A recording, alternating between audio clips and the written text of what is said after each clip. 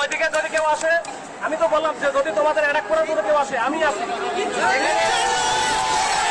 আমার উপরে দায়িত্ব হবে, আগে আমার মারতে হবে, তারপর দায়িত্ব হবে। টেনশন করার দরকার নেই। ওইদিকে যদি কেউ আসে থাকে, আমি দেখতেছি। একটা গুলিও কিন্তু আমরা ছাত্রদের বিপক্ষে করি নাই। হচ্ছে আয়সা তখন এই এলাপাথারি গুলি শুরু করে, যখন এরা সবাই যে গুলির কারণে সব ছাত্রছাত্রীরা দৌড়াদৌড়ি শুরু করে, তখন প্রত্যেকটা আন্দোলনের সংগ্রামে কিন্তু আমরা একেবারে ছাত্রদের পাশে ছিলাম।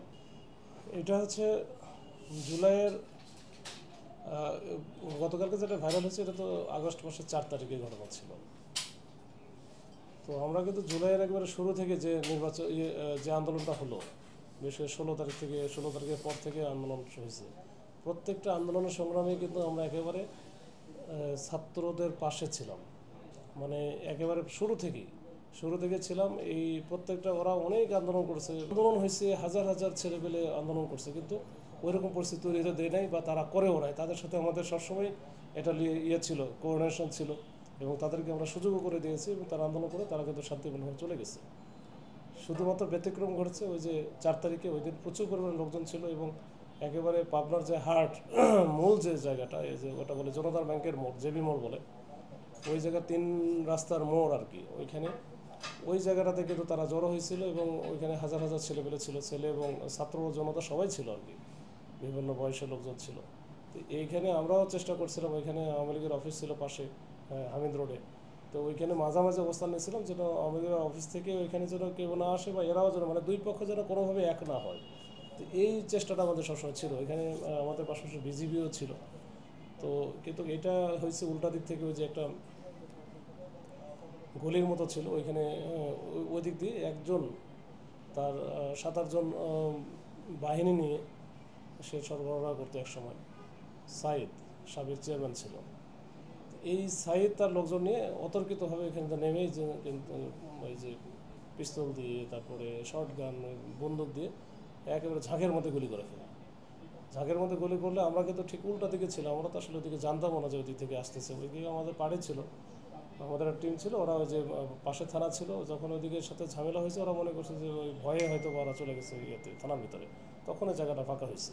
হচ্ছে আয়সা তখন এই এলাপাথারি গুলি শুরু করে, যখন এরা সবাই যে গুলির কারণে সব ছাত্রছাত্রীরা দৌড়াদৌড়ি শুরু করে, তখন আমরা ফাঁকা হওয়ার পরে তখন আমরা বুঝতে পারি যে ওদিক থেকে গুলি শুরু করতেছে। তখনই কিন্তু আমরা দৌড়াইয়া যাই। আমি ছিলাম প্রথমেই। তো আমার সাথে সাথে আমার কিছু সহকর্মী কয়েকজন আসছে, আর ম্যাক্সিমাম তো আসলে ভয়ের বিষয় ছিল, আমাদের দেখা গুলি করছিল।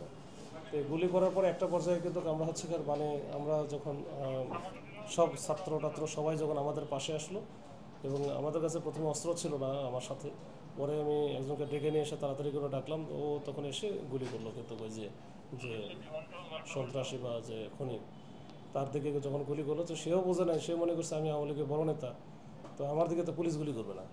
কিন্তু আমরা গুলি করার পরে কিন্তু সে হচ্ছে সাথে সাথে কিন্তু একটু মানে তার জন্য এটা বিরাট একটা, মানে সে আচমকায় ইয়ে হয়েছে, কি পুলিশ আমার দিকে গুলি করে। তখন কিন্তু সে ওখান থেকে গুলি করা অবস্থায় কিন্তু পিছনে দৌড়ানো শুরু করে উল্টা দিকে।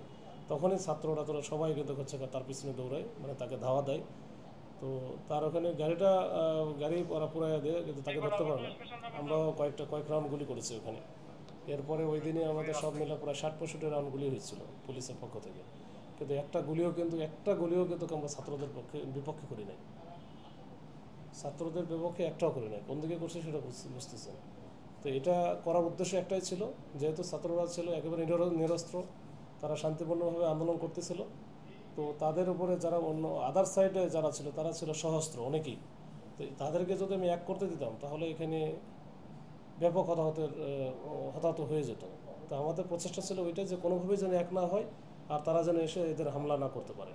তো ওইটা প্রথম থেকে আমি চাইছিলাম যে এটা যেন না হয়। তো ওইটা থেকে আমার সব কিছু করা। সরকার